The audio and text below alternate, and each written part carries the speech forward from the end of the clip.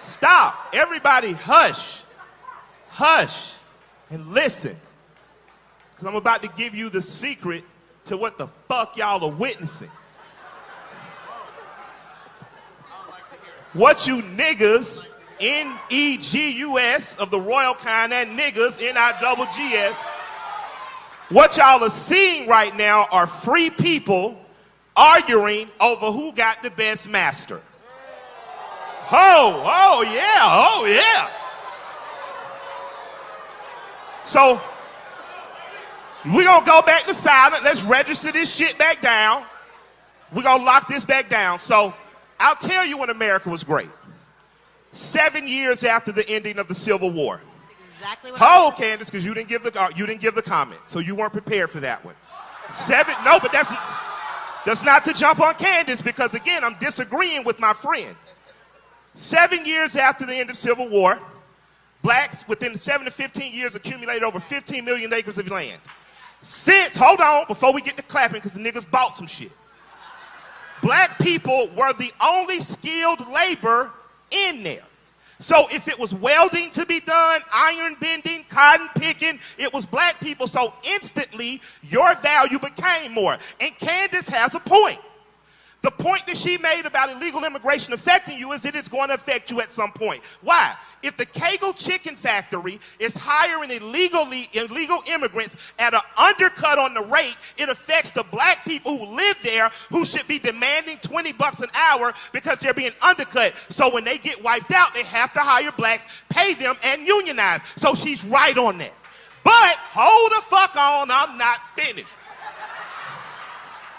You have to remember that people who look like you immigrate too. So before you widely say, fuck them all, remember, America is always going to have a slave class. And if illegal immigrants or legal immigrants will not be the lowest paid workers, those in prison will be, and that always ends up looking like one of their sons. So it circles back around. So that's why people who are black, who are from two different plantations, got to get the fuck away from massa long enough to say, how are we going to burn down both their fucking houses? Now, this is my thought.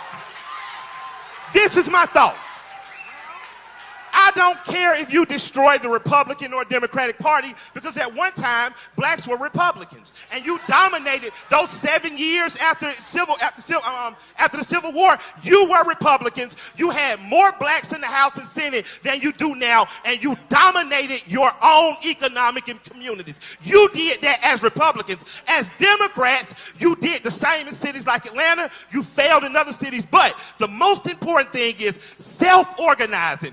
By the time we get to a candidate, we should have a list that says white man, white woman, these are our demands. You can meet them and get our vote, or not, and we're going to stay home and crochet and make collard greens. But what you cannot do is continue to argue over who is the best master. I don't give a fuck if it's Trump, Obama, your mama, my mama. What the fuck do you have for me and my community?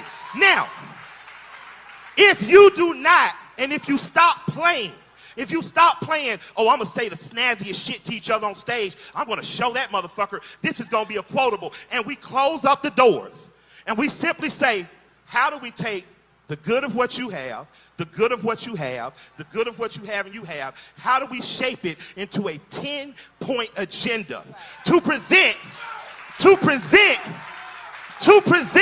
to every local, state, and national politician?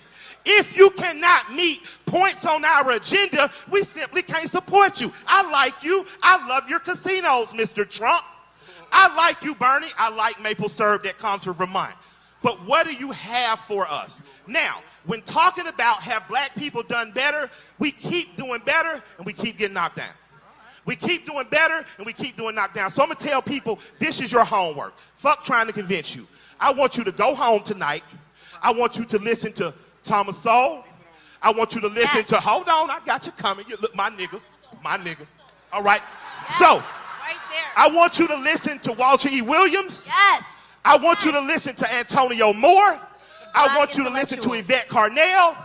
I want you to listen to the economic strategy of Elijah Muhammad and Marcus Garvey.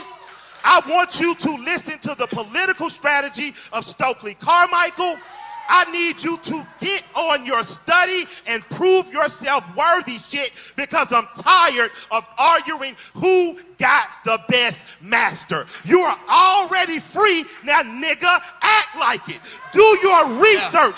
Do your research and decide what's best for you, because what's best for us in Atlanta was a black man who said, okay, I'm the mayor now. You want to do business with Atlanta, meaning you want to have an opportunity zone.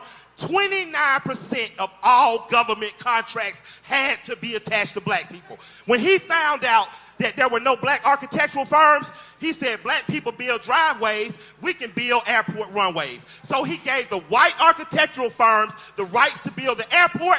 The fucking Herman Russell Company laid the plane. So my thing is, as black people, how are we going to get in a room together, stop fighting over who's master, decide what our agenda is and how to leverage it? I don't care who agrees with Cap or JD or Jay-Z.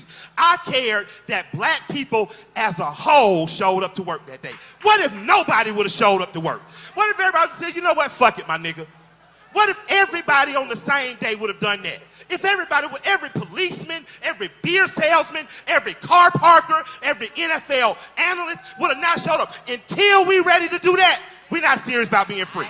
That's real.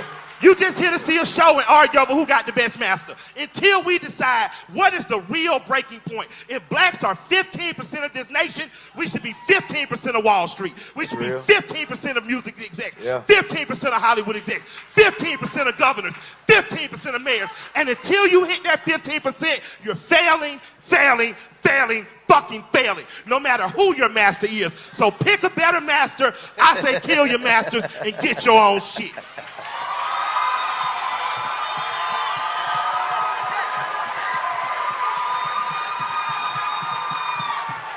Yeah.